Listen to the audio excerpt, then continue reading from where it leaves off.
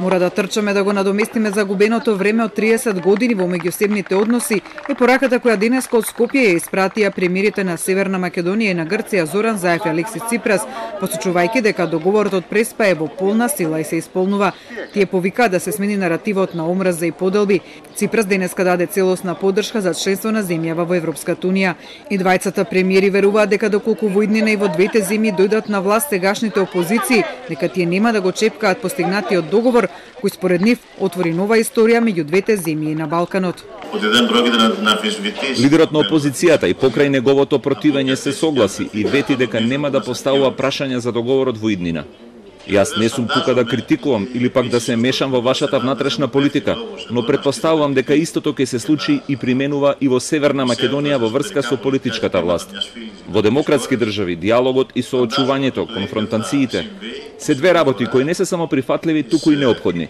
Сепак демократиите мора да почитуваат правила и регулативи.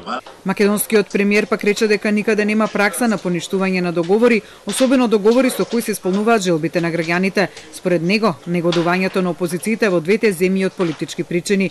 Заев рече дека Северна Македонија целосно ќе го спроведе договорот од Преспа. Треба да знаат граѓаните на Грција дека ние од наша страна целосно ќе го спроведеме договорот.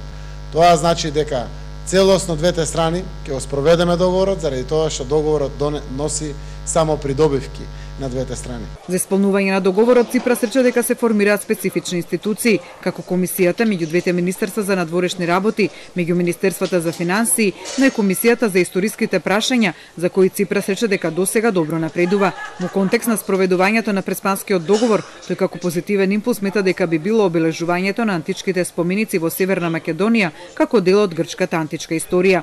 Во делот на бизнисот беше најавено дека во средината на мај ќе се формира мешовитата комисија која ќе ги решава прашањата околу трговските марки и брендовите во период од 3 години, што ќе создаде поповолна бизнис клима, ќе се укине и двојното оданочување. Во рамки на економските односи ќе ги заштитуваме инвестициите и ќе избегнеме двојно оданочување, што во минатото беше голема пречка која не можевме да избегнеме, имајќи предвид дека немавме сосема нормални односи минатите 30 години. 30 години ни беа потребни да ги воспоставиме овие нормални односи. По потпишувањето на Преспанскиот договор во изминатите 6 месеци, трговската размена меѓу двете земји е зголемена за 20,7%, информираше Заев.